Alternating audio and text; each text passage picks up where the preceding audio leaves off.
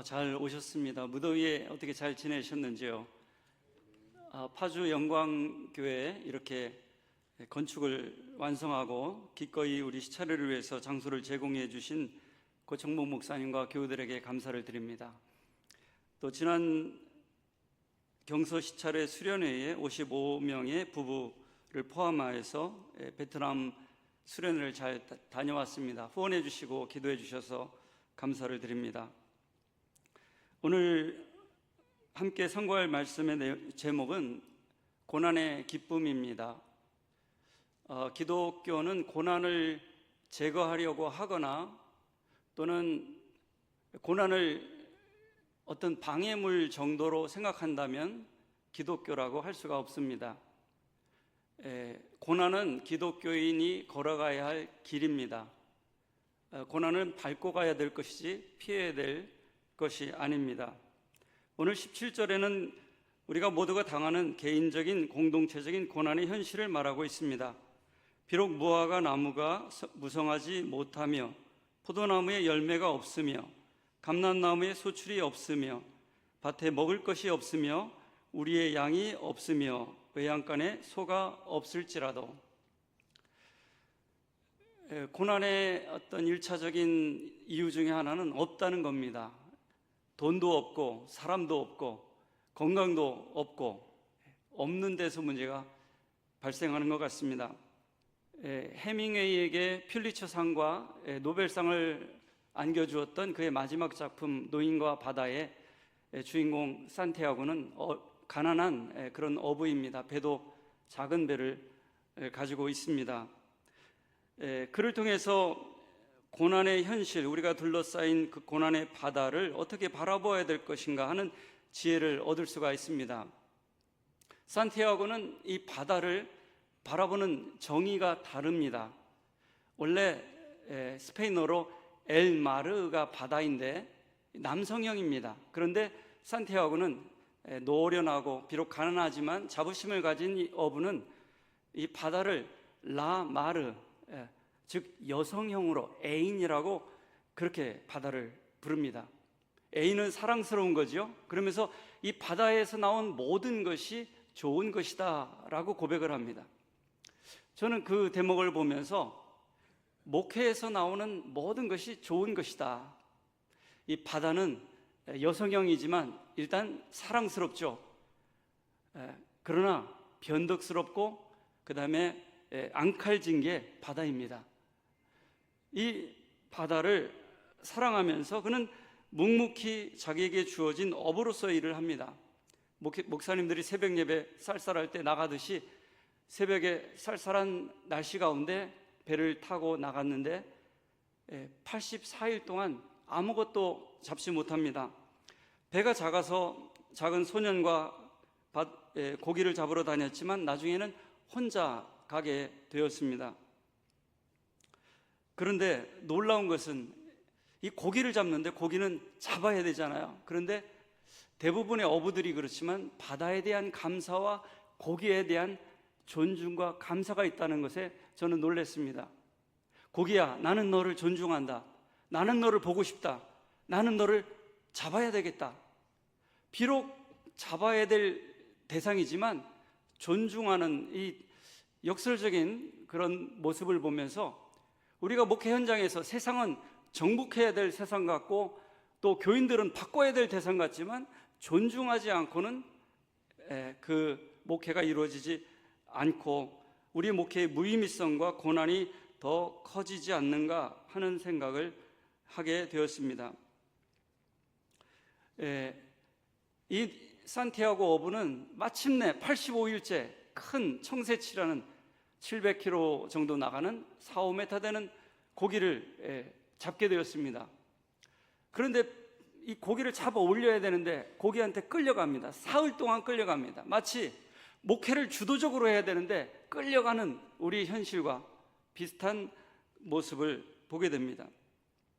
그러면서 이제 고기를 잡고 있는데 이게 고기를 놓으면 자기도 살고 이 배도 안 뒤집힐 텐데 이걸 3일 동안 놓지 않습니다. 사명이니까요. 피가 납니다. 이게 고기에 씨름하면서 손에 피가 나는데도 먹을 것이 없는 갈증을 느끼는 가운데서도 그 사투를 벌이는 그 모습이 우리 목회자의 현실이 아닌가, 우리의 실존이 아닌가 하는 생각을 해보게 되었습니다. 물론 마침내 청새치를 잡았습니다. 배 옆에 묶어두었습니다. 그러나 상어떼들이 달려듭니다. 좀 성공하는가 싶더니 여러 가지 외적인 환경들이 공격하고 어렵게 합니다. 상어는 우리 인생에 찾아오는 고난을 상징하죠. 마침내 쿠바의 하바나 항구, 미국의 플로리다 키웨스트가 마주한 하바나 항구에 도착했을 때 큰 뼈다귀밖에 남지 않았습니다. 뭘 말할까요? 성공은 남는 게 없다는 메시지입니다. 그러나 이 노인을 따르던 작은 소년 마눌린이 있었는데 그 며칠 동안 지쳐 잠이 든 그 노인을 산티아고를 돌보았습니다. 아마 해밍웨이가 말하고자 하는 것은 성공을 추구하지 말고 성공은 이름뿐이기 때문에 성공 후에 남는 것은 사람이다라는 메시지를 우리에게 주는 것이 아닌가 생각이 됩니다. 여기서 역경을 대하는 태도, 탄력성이죠.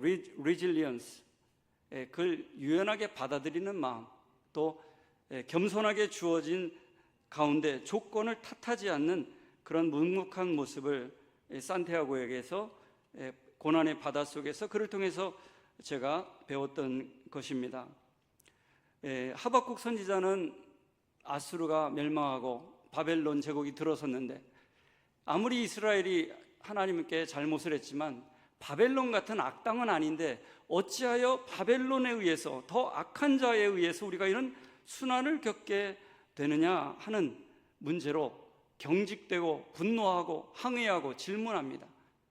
그러나 하나님의 주권과 섭리를 깨달은 이후에는 그가 하나님을 찬양하고 노래하고 기쁨으로 하박국 3장을 마치는 것을 보게 됩니다. 아마 우리 목회도 항변하고 긴장하고 갈등하지만 목회를 마칠 즈음에 하나님께 대한 신뢰와 감사와 믿음으로 주님을 찬양하는 것으로 우리 모두가 목회를 마무리한다면 얼마나 좋을까 하는 생각을 하게 되었습니다. 두 번째는 하박국이 이런 고난 가운데서도 기쁨을 표현합니다. 18절입니다. 나는 여호와로 말미암아 즐거워하며 나의 구원의 하나님으로 말미암아 기뻐하리로다. 고난이 길입니다. 고난은 밟고 가야 될 것이지 고난을 제거하는 것이 기독교의 목적이 아닙니다. 예수님은 고난을 통해서 순종을 배웠고 고난을 통해서 인류를 구원하셨습니다. 따라서 우리가 분명히 알아야 될 것은 기독교는 기복적으로 고난을 피해가는 종교가 아니라 고난을 밟고 가는 종교라는 것을 알아야 됩니다. 케르케고르가 4년 전에 저희가 번역 출판한 고난의 기쁨이라는 책이 있고요. 또 1년 후에 고난의 복음이라는 책을 번역 출판했는데 고난의 기쁨은 7가지 고난이 주는 기쁨을 말하고 있습니다. 그 중에 2장은 고난은 소망을 제거하는 것이 아니라 소망의 기쁨을 줍니다 라는 제목입니다. 그 제목에서 그 내용에서 곡식 알갱이를 생각해 보라고 제안합니다. 곡식 알갱이.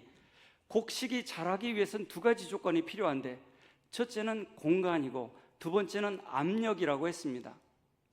곡식을 씨앗을 심을 때 이 구멍이 생기면 바람이 들어가고 썩게 되는가 봅니다.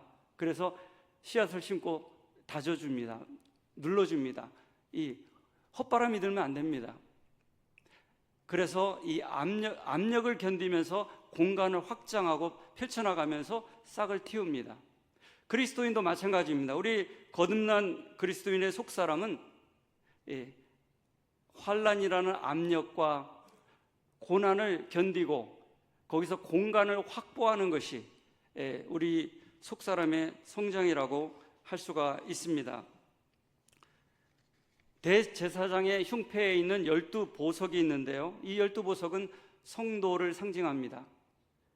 성도가 보석이라고 했을 때 물론 대제사장이신 예수 그리스도가 교회와 성도를 품고 있다는 의미를 가지고 있지만 그 보석이 되는 성도의 자세는 수동적인 것만은 아닐 것입니다. 성도는 고난의 현실 가운데 이 보석이 되기 위해서는 열과 압력이 필요한데 열받아야 되고요, 압력을 견뎌야 되고요, 깎여야 되고요. 그래서 보석이 되는 것처럼 기독교인은 이 열과 압력을 피하는 존재가 아니라 그것을 활용하는 존재라는 것입니다. 키르케고르는 시인이라고 할 수가 있는데요, 그가 쓴 고난 가운데 기쁨이라는 시가 있습니다. 그 후반부를 제가 읽어드리도록 하겠습니다. 하나님은 제게 늘 호의를 베푸셨습니다.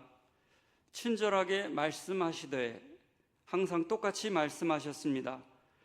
고통 가운데서 도망쳐 나오라 말씀하지 않으시고 너를 고통 가운데 둔 것조차 내 사랑이다고 말씀하십니다.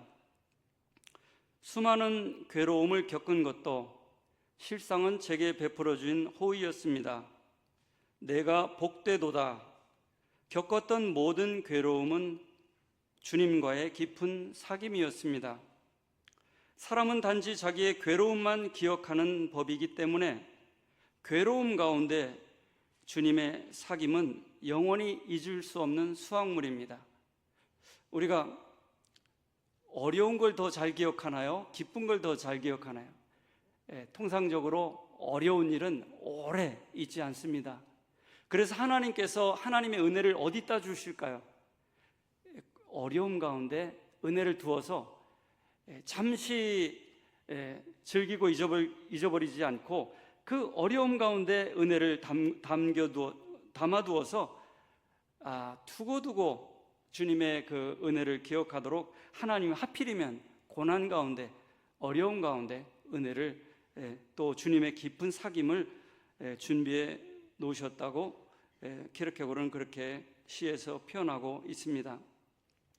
오늘 하박국은 환경을 바라볼 때 분노하고 의심하고 항변하고 경직되고 그럴 수밖에 없었지만 하나님께서 이 바벨론까지도 또 세상 역사와 우주 만물을 주관하시고 통치하시고 심판하시는 그 하나님이시기에 그 앞에서 두려워 떨면서 오직 의인은 믿음으로 말미암아 살리라 말씀하고 있습니다. 하박국의 이름의 뜻은 포용하는 자, 씨름하는 자입니다. 우리의 목회적인 환경, 변화하는 시대를 포용하고 사랑하고 또 씨름할 때 우리가 회복 탄력성을 가지고 하나님을 즐거워함으로 목회 환경 가운데 주님과 동행하는 저와 여러분 그리고 모든 시찰 교회들이 되기를 주님의 이름으로 축원합니다. 기도하겠습니다.